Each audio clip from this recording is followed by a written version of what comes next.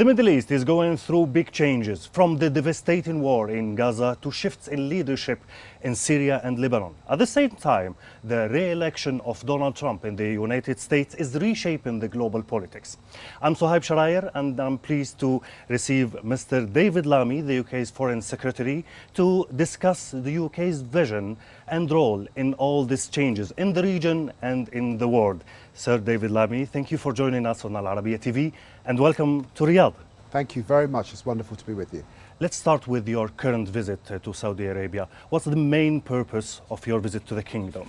Well, the United Kingdom and Saudi Arabia have a growing relationship. You know, our trade is up 70%, so it's good to be back in Saudi Arabia. It builds on a visit of our Prime Minister, Keir Starmer, to Saudi Arabia just over a month ago, and it consolidates a growing partnership on trade, on defence and security, and a range of people-to-people issues. Okay, let's move to the Middle East. The situation in Gaza is still intense, Sir David Lammy, and the ceasefire agreement has been delayed. What's the UK's vision to achieve peace in Gaza? Well, we have been calling for a ceasefire since December of last year. We want to see that ceasefire. We want to see a hostage deal. We want to see the intolerable suffering of the people of Gaza come to an end and a surge in aid. And we are pressing, and I will be going on to Israel to speak to the leadership in Israel to see if we can bridge the gap. We must bring this devastating war to an end. Is it big gap now? Well, I think there has been progress. I think we are close to a deal. And it will be interesting to be in Israel and to speak to the foreign minister and others to see if we can bridge that gap and make that deal happen over the coming days. Yeah. Foreign Secretary, let's move to Lebanon. With the election of Joseph Aoun as president to Lebanon, how the UK view this development in Lebanon, and what can you do to help the stability in this country? Well, I've been to Lebanon twice in this last period. It's very important that the ceasefire holds. It's fragile, but I welcome the election of a new president and the stability it will bring to the region. We in the UK have done all we can to support the Lebanese armed forces. We support, of course, this ceasefire. We were the first Western government to call for a ceasefire. Lebanon is a beacon of multiculturalism in the region. Very important in Levant. I will continue to do all I can to support their progress, particularly their economic progress over this next period. Mr. David Lammy, with the changes in the leadership in Syria after the fall of Bashar al-Assad regime, how do you see the new administration in Damascus? Well, look, let me begin by thanking Saudi Arabia for convening foreign ministers from across the Arab world, but of course also myself, the High Representative of the EU, my German counterpart and others coming here to Saudi Arabia because it's hugely important that we work together to secure the peace and to secure the opportunity that we now have in Syria. What we want to see is an inclusive government, all minorities respected. Again, this is very fragile indeed. The economy is struggling. There are security issues in Syria at this time. So I'm looking forward to meeting for the first time with the new foreign minister of Syria and looking into his eyes and discussing these really important issues about an inclusive government that really bridges the divides and can move Syria forward. It's in the Middle East interest that Syria is a success, and the people of Syria who've put up with so much deserve nothing less than that. Mr. Foreign Secretary, will we see you soon in Damascus then?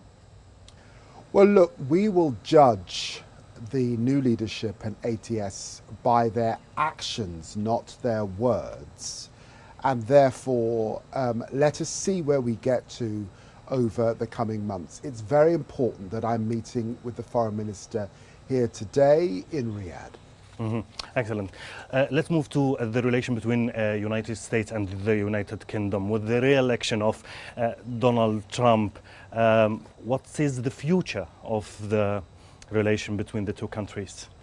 Well, look, I met with Donald Trump back in September. He was a very gracious host, and I want to emphasize that the United Kingdom and the US have a special relationship. It's a relationship built on our close defense cooperation. You know, we have 11,000 troops based in the United Kingdom. It's a relationship built on tremendous intelligence capability. And it doesn't just keep our countries safe, it keeps the global community safe. This is a very tough time with war in Europe and huge challenges here in the Middle East. So for all of those reasons, I'm looking forward to working with the new administration, my counterpart, Senator Rubio particularly, and to bring peace to the world, but it will be peace through strength. But Mr. David Lammy, what about his comments, criticism of the UK and his statements about Greenland and the Panama Canal and Canada? If you look behind, I think, the recent statements that he's made about Greenland, the Panama Canal, what he's really getting to is his concerns in the Arctic about Chinese and Russian influence, and actually concerns, I think, about the Chinese in the Panama Canal as well. That's what he's really talking about, and we support and have those similar concerns. Now, with Donald Trump, the rhetoric is always intense, but I think that we understand his modus operandi, we understand that from his first term, and the bottom line is that he came to office wanting to see the economic security of the US people, and we in the UK have come into office, new government, growth is our priority, and also the economic security of the British people, particularly the challenge of migration at this time. So there's a lot of common ground. Talking about the NATO and the bottom line also, what about the Ukrainian war? What's your vision for this conflict? Donald Trump also said he will end this war when he comes back to the White House. Well, look, at the moment, we don't see Mr. Putin showing any willingness to negotiate. He's attacking the Ukrainian people with missiles, with drones, their infrastructure, this terrible aggressive imperialism that we're seeing on the European continent. We are pledged to support Ukraine for as long as it takes. We're giving them £3 billion worth of military aid this year and next and the year after for as long as it takes. Of course we want to see peace, but peace will be brought about by Mr. Putin ending this war, leaving Ukraine, and being serious about a negotiated peace going forward. Does the UK plan to send more support to Ukrainian? We will continue to support Ukraine with the military, the economic and the humanitarian support they need. Mr. David Lammy, we talked about all these wars in Gaza, Lebanon, the change now in Syria. I want to end this interview by asking you, some think that there is a next war is coming. People think that the next war will be in Yemen or in Iran directly. Are we expecting another war in the region? Well, look, I don't think war is inevitable in the Middle East. We must do all we can to de-escalate and avoid war. But I would say this, the Houthis particularly and their relentless attacks in the Red Sea is totally unacceptable and must stop. It's destabilizing the region. And Iran's malign behavior and their nuclear ambitions must also stop. These are very, very worrying concerns indeed, but war is not inevitable, and the UK will do all it can to de-escalate at this time. Foreign Secretary, thank you very much for sharing your insights. We hope the peace will be established here in the region and in the world. Thank you very much for joining us on Al Arabiya TV. Thank you very much indeed. Thank you very much.